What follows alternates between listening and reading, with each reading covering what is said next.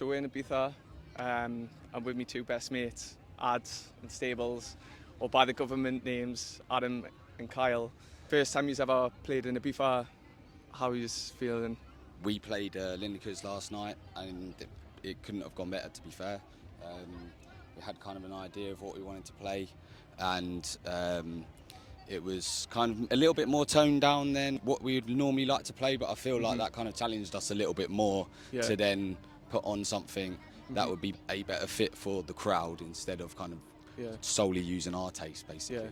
And Kyle, how did it go for the planning of the set? Was it easy to do, or did you just put it together last minute? Just talk us through that process.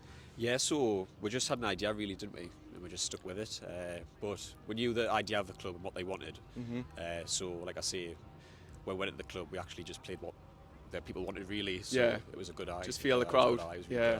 Well, it was an unbelievable set. I really enjoyed it, and I get the great opportunity to watch us play again tonight. How are you feeling about playing tonight? Is the confidence growing a bit, or? Yeah, definitely. I feel like my confidence has grown a lot. Obviously, very nerve-wracking at first, but like I say, once you play together as well, it's unbelievable. Yeah. Okay. Obviously, I know you're quite close, but for the wider audience, they won't know sort of the inside of DASK and the dynamics. So how does that work? Is if one of you sort of come up with ideas and the other one does the production, or how does that work? We're a team, do you know what I mean? So I feel like we're trying to do everything together. We do have a couple barriers. Kyle's from Newcastle, I live in Stevenage, so there's a bit of a distance there. We can't always get together and connect and produce music together or do certain bits, make content, etc. So I really feel like we've had to kind of overcome that challenge and figure out a way of getting stuff done. I think in terms of answering your question, it's a bit of a mixture. Kyle sometimes will come to me with an idea and then we'll put it into motion. We chip in with everything that we need to do. And Kyle, how do you deal with, because I could imagine sometimes as a duo there's times where, not clash, but there's a bit of a bumping of heads when you want something to sound a certain way, or you want to do something, certain ideas. So how do you negotiate to overcome that hurdle? We chip ideas in, and then if the idea's a good thing, we'll go with it. We've had, how many ideas have we had where we'll do it and it just ends up being nothing? But like I say, that's what creatives do. Yeah. They'll do ideas, and if they don't work, they don't work. But if sometimes they do, they stick. But I feel like we've got a good thing going, to be fair. We've had a lot of ideas, and I think a lot of music has shown that. We've got a few songs coming out, so just stay tuned to those. So I don't even know this, so I'm intrigued to find out, how was DASK created? So I met Kyle through you. We come down for a Printworks rave, Eric Prids. We kind of connected on that. So we both love music. You knew that I'd probably get on well with Kyle because he said he loves music and wants to produce, and we formed quite a close connection from the off. And I know that Kyle come down for a Christoph rave in March. We're a little bit messy. It was like, do you know what, let's just do something together. Let's not just do anything separate. Let's do something together.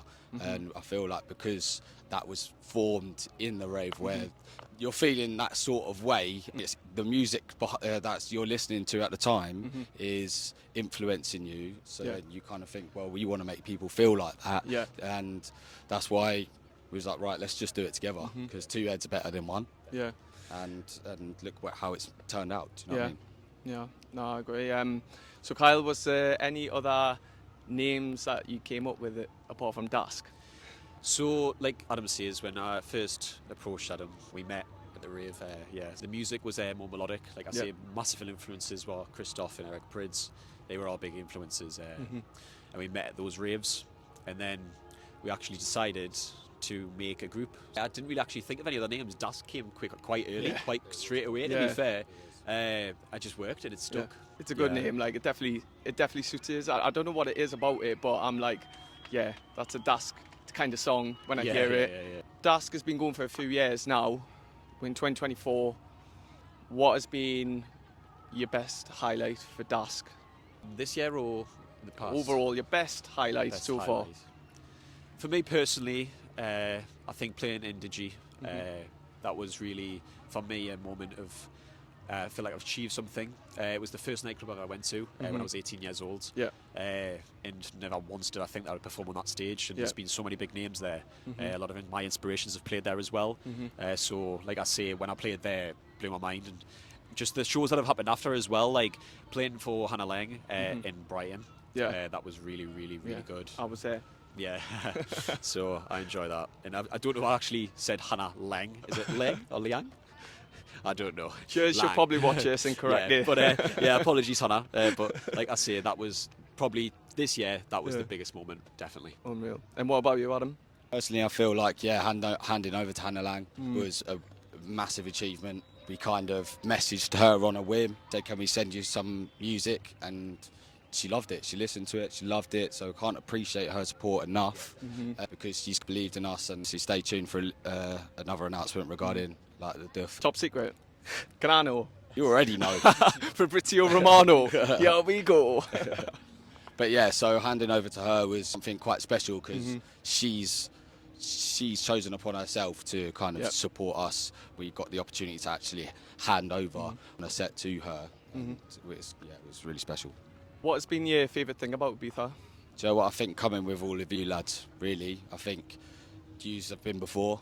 You've kind of known what the crack is. And you've shown us the different places. You've eased us in to what Ibiza's really like. I mean, I'm 28 years old and not been to Ibiza until now, which I think's a little bit criminal. You'll go plenty more times.